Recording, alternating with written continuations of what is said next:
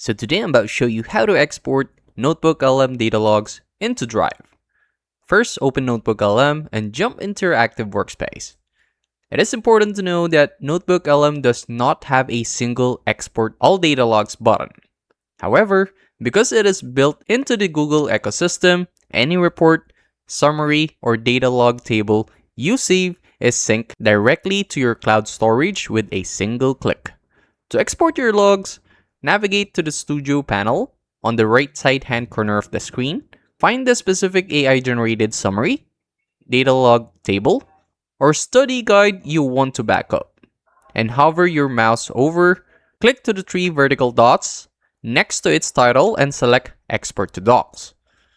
NotebookLM will instantly convert that data log, generate a new Google Doc, and save it directly into the root folder of your Google Drive workspace, while automatically opening it in a new tab.